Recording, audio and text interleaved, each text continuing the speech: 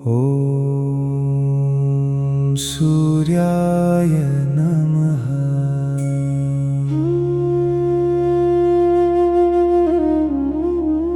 ॐ आदित्याय नमः। ॐ भास्कराय नमः।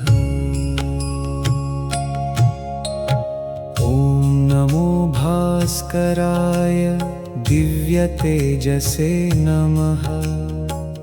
नमो मित्राय लोकनाथाय नमः।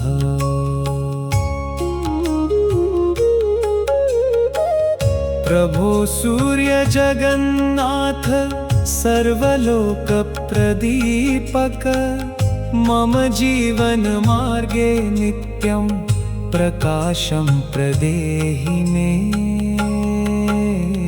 आरोग्यं बलमायुष्यं विद्यां बुद्धिं च देहि मे। धर्मे धैर्ये च सौभाग्यं कृपया संविवर्धय।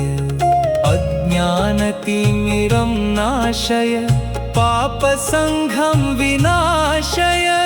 भक्तवत्सल दिवाकर प्रसन्नो भव सर्वदा। दुःखदारिद्र्यरोगांश्च दूरतः परिनाशय। आनन्दं शान्तिमैश्वर्यं भक्तेभ्यो वितर प्रभो।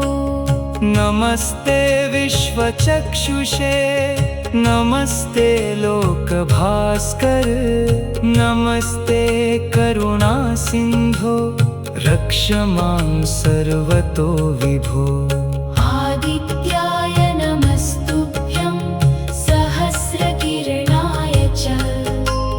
कृपां कुरु मयि नित्यं भास्कराय नमो नमः।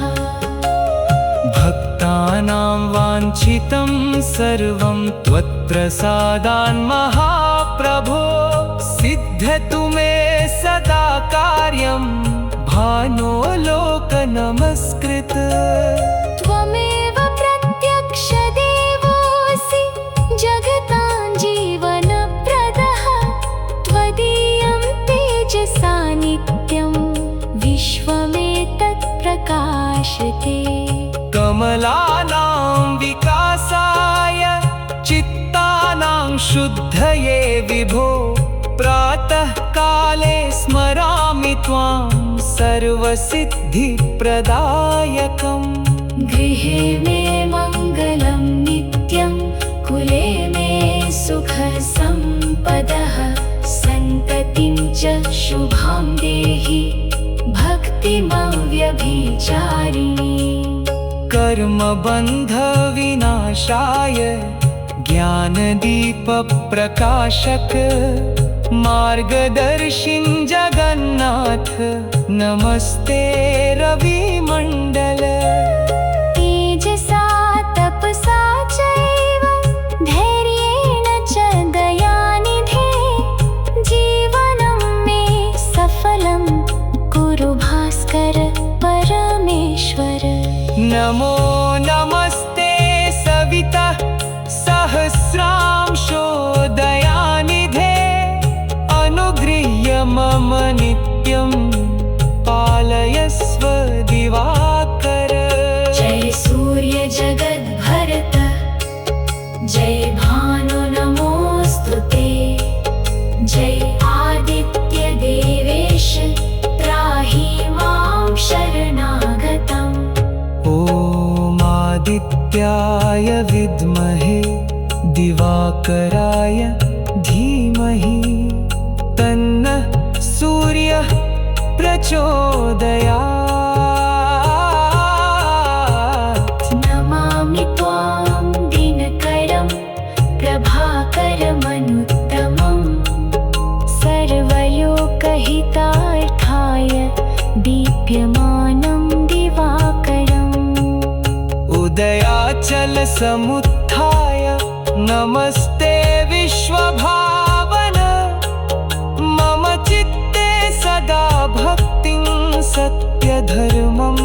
विवर्धय करुणासिन्धो लोकबन्धो भक्तवत्सल भास्कर कृपाकटाक्षै पश्य त्वं मां दीनं शरणागतम्।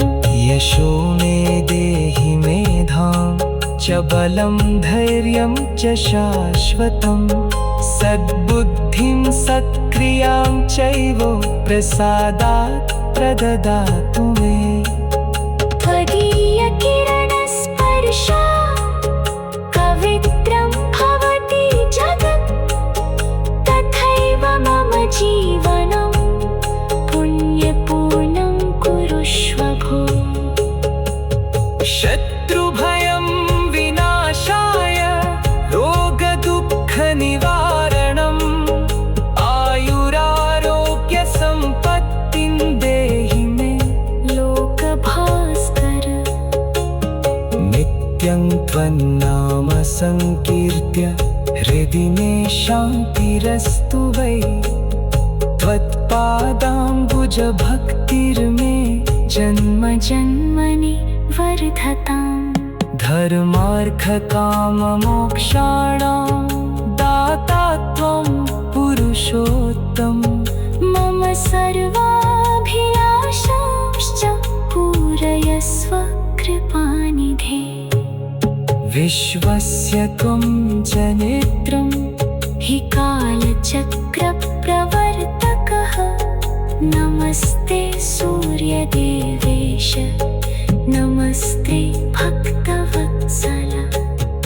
अन्ते मम मनो नित्यं त्वयि भक्त्या निवेशितम् इह लोके परे चैव मङ्गलं मे प्रदेहि भो। जय जय भास्कर देव जय आदित्य प्रभो विभो प्रसन्नो भव मे नित्यं नमस्ते सूर्यनायक। ॐ सूर्याय नमः ॐ आदित्याय नमः।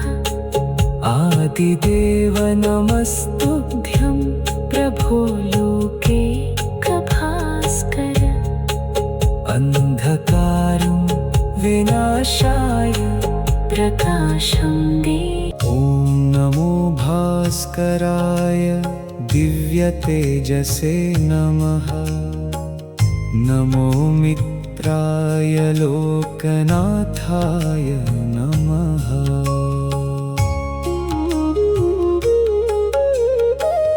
प्रभो सूर्य जगन्नाथ सर्वलोकप्रदीपक मम जीवन मार्गे नित्यं प्रकाशं प्रदेहि मे। आरोग्यं बलमायुष्यं विद्यां बुद्धिं च देहि मे। धर्मे धैर्ये च सौभाग्यं कृपया संविवर्धय।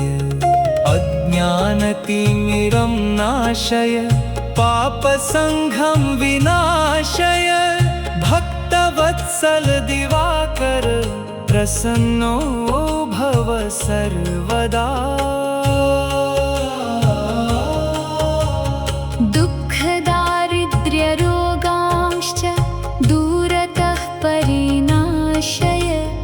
आनन्दं शान्तिमैश्वर्यं भक्तेभ्यो वितर प्रभो। नमस्ते विश्वचक्षुषे नमस्ते लोकभास्कर। नमस्ते करुणासिन्धो रक्ष मां सर्वतो विभो। आदित्याय नमस्तुभ्यं सहस्रकिरणाय च कृपां कुरु मयि नित्यं भास्कराय नमो नमः। भक्तानां वाञ्छितं सर्वं त्वत्प्रसादान् महाप्रभो। सिद्ध्यतु मे सदा कार्यं भानो लोक नमस्कृत। त्वमेव प्रत्यक्ष देवोऽसि जगतां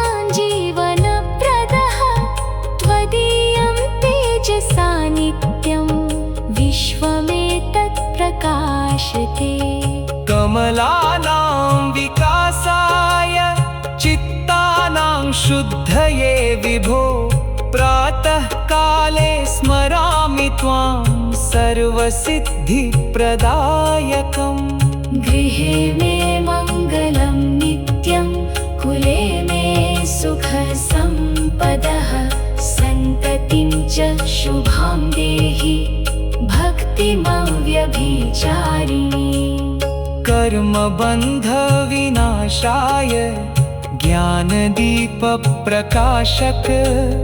मार्गदर्शिं जगन्नाथ नमस्ते रविमण्डल तेजसा तपसा चैव धैर्येण च दयानिधे जीवनं मे सफलं कुरु भास्कर परमेश्वर नमो नमस्ते सविता सहस्रांशो दयानिधे अनुगृह्य मम नित्यं पालयस्व दिवाकर जय सूर्य जगद्भरत जय भानु नमोऽस्तु ते जय आदित्य देवेश त्राहि मां शरणागतम् ॐ आदित्याय विद्महे दिवाकराय धीमहि तन्नः सूर्यः प्रचोदयात् नमामि त्वां दिनकरं प्रभाकरमनुत्तमं सर्वलोकहितार्थाय दीप्यमानं दिवाकरम् उदयाचलसमुत्थाय नमस्ते विश्वभावन मम चित्ते सदा भक्तिं सत्यधर्मं च वर्धय करुणासिन्धो लोकबन्धो भक्तवत्सल भास्कर कृपाकटाक्षै पश्य त्वं मां दीनं शरणागतम् यशो मे देहि मेधां च बलं धैर्यं च शाश्वतं सद्बुद्धिं सत्क्रियां चैव प्रसादात् प्रददातु मे त्वदीयकिरणस्पर्शा पवित्रं भवति जगत् तथैव मम जीवनं पुण्यपूर्णं कुरुष्व भो शत्रुभयं विनाशाय रोगदुःखनिवारणम् आयुरारोग्यसम्पत्तिं देहि मे लोकभास्कर नित्यं त्वन्नाम संकीर्त्य हृदि मे शान्तिरस्तु वै त्वत्पादाम्बुजभक्तिर्मे जन्म जन्मनि वर्धताम् धर्मार्थकाममोक्षाणां दाता त्वं पुरुषोत्तम मम सर्वाभिलाषांश्च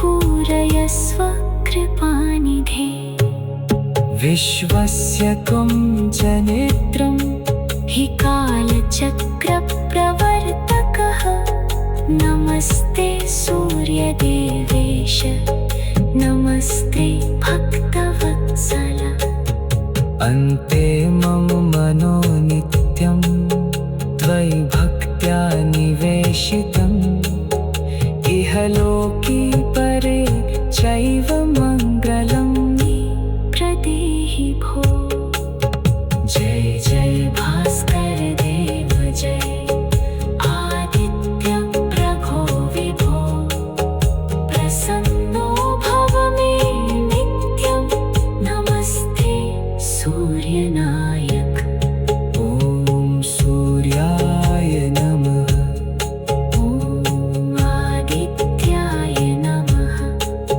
आदिदेव नमस्तुभ्यं प्रभो लोकैकभास्कर अंधकारं विनाशाय प्रकाशं दे। ॐ नमो भास्कराय दिव्यतेजसे नमः। नमो मित्राय लोकनाथाय नमः।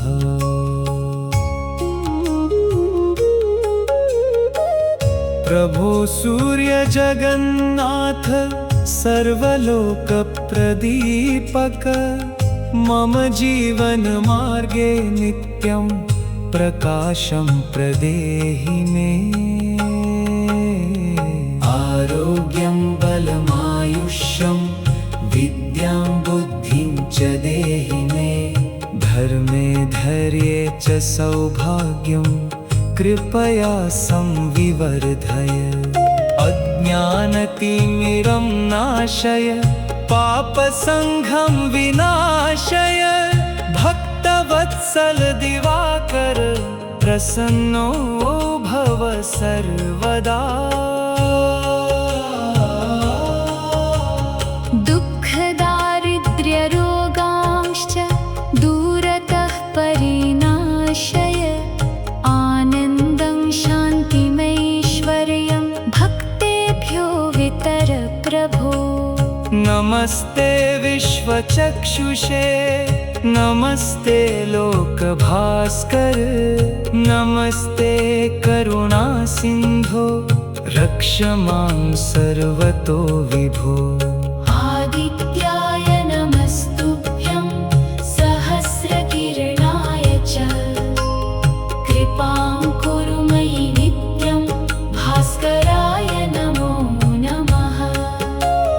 भक्तानां वाञ्छितं सर्वं त्वत्प्रसादान् महाप्रभो।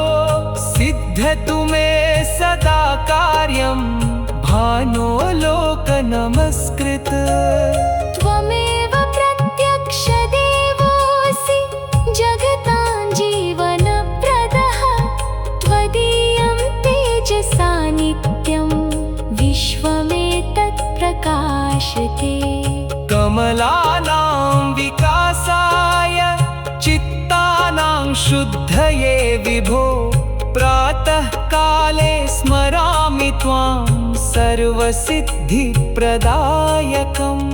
गृहे मे मङ्गलं नित्यं कुले मे सुखसम्पदः। सन्ततिं च शुभां देहि भक्तिमव्यभिचारिणी।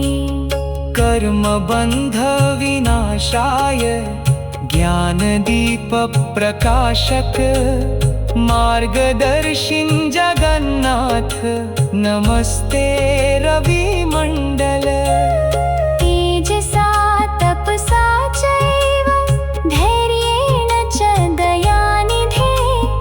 जीवनं मे सफलं कुरु भास्कर परमेश्वर। नमो नमस्ते सविता सहस्रांशो दयानिधे। अनुगृह्य मम नित्यं पालयस्व दिवाकर।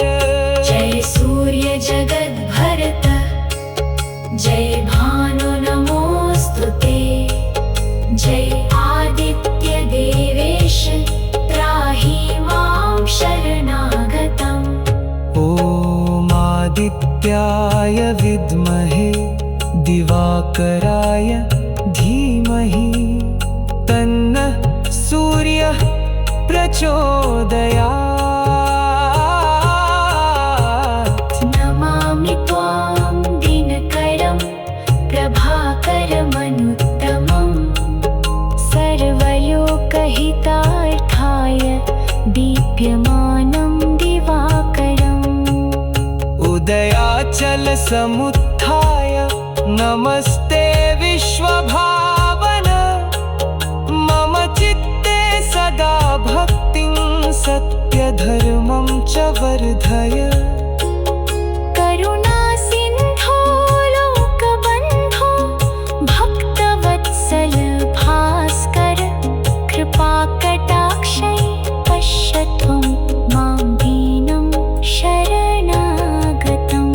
यशो मे देहि मेधां च बलं धैर्यं च शाश्वतं सद्बुद्धिं सत्क्रियां चैव प्रसादात् प्रददातु मे त्वदीयकिरणस्पर्शा पवित्रं भवति जगत् तथैव मम जीवनं पुण्यपूर्णं कुरुष्व भो शत्रुभयं विनाशाय रोगदुःखनिवारणम्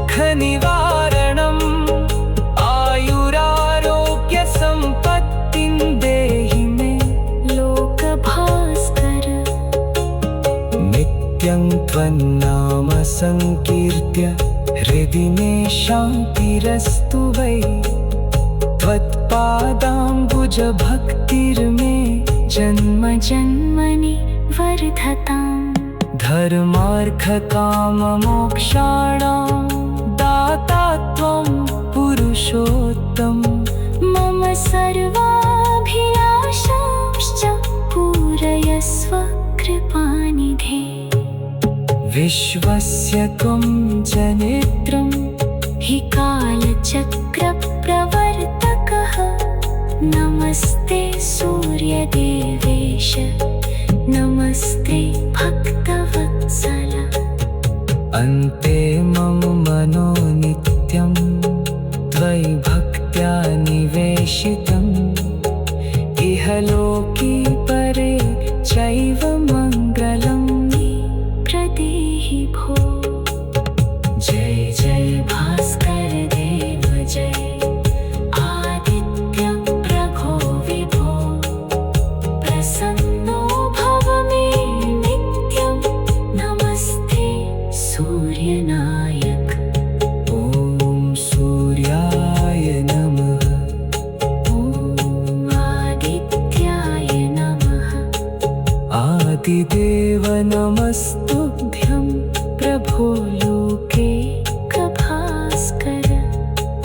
अन्धकारं विनाशाय प्रकाशं दे ॐ नमो भास्कराय दिव्यतेजसे नमः नमो मित्राय लोकनाथाय नमः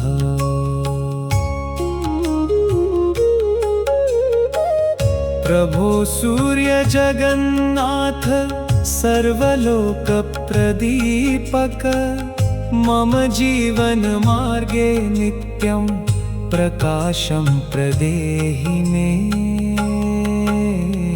आरोग्यं बलमायुष्यं विद्यां बुद्धिं च देहि मे धर्मे धैर्ये च सौभाग्यं कृपया संविवर्धय अज्ञानतिमिरं नाशय पापसङ्घं विनाशय भक्तवत्सल दिवाकर प्रसन्नो भव सर्वदा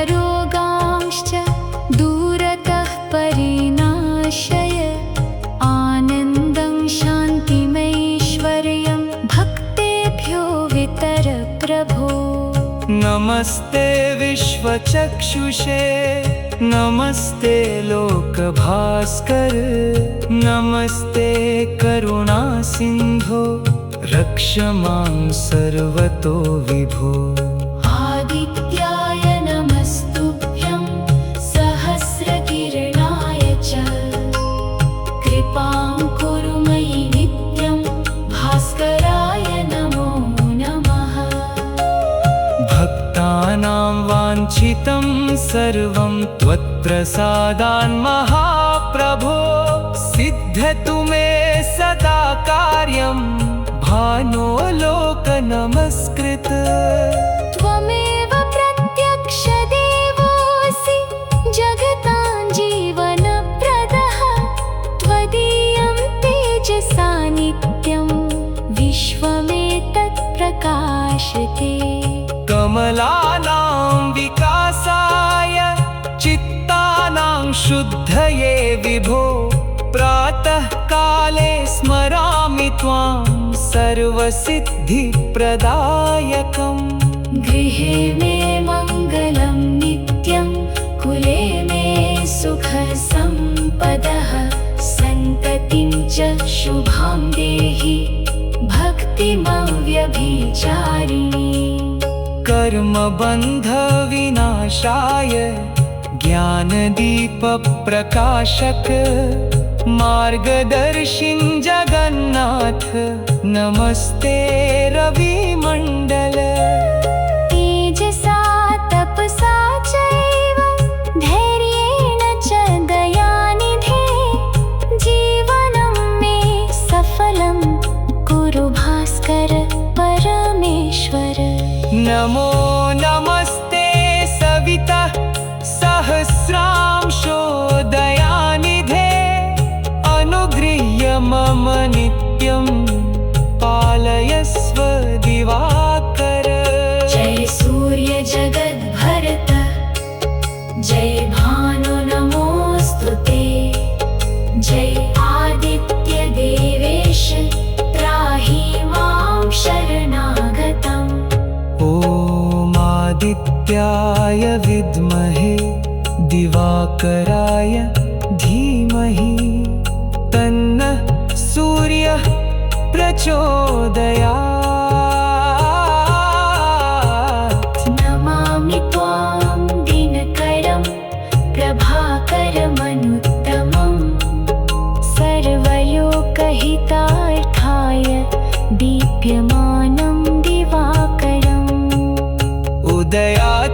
उदयाचलसमुत्थाय नमस्ते विश्वभावन मम चित्ते सदा भक्तिं सत्यधर्मं च वर्धय करुणासिन्धो लोकबन्धो भक्तवत्सल भास्कर कृपाकटाक्षै पश्य त्वं मां दीनं शरणागतम् यशो मे देहि मेधां च बलं धैर्यं च शाश्वतं सद्बुद्धिं सत्क्रियां चैव प्रसादात् प्रददातु मे त्वदीयकिरणस्पर्शा पवित्रं भवति जगत् तथैव मम जीवनं पुण्यपूर्णं कुरुष्व भो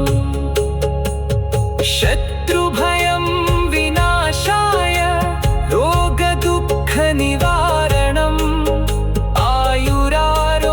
आयुरारोग्यसम्पत्तिं देहि मे लोकभास्कर नित्यं त्वन्नाम संकीर्त्य हृदि मे शान्तिरस्तु वै त्वत्पादाम्बुजभक्तिर्मे जन्म जन्मनि वर्धताम् धर्मार्थकाममोक्षाणां दाता त्वं पुरुषोत्तम मम सर्वाभिलाषांश्च पूरयस्व कृपानिधे विश्वस्य त्वं जनेत्रं हि कालचक्रप्रवर्तकः नमस्ते सूर्यदेवेश नमस्ते भक्तवत्सल अन्ते मम मनो नित्यं त्वयि भक्त्या निवेशितम् इह लोके परे चैव मङ्गलं मे प्रदेहि भो जय जय भास्कर देव जय आदित्य प्रभो विभो प्रसन्नो भव मे नित्यं नमस्ते सूर्यनायक ॐ सूर्याय नमः ॐ आदित्याय नमः आदिदेव नमस्तुभ्यं प्रभो लोकैकभास्कर अन्धकारं विनाशाय प्रकाशं देहि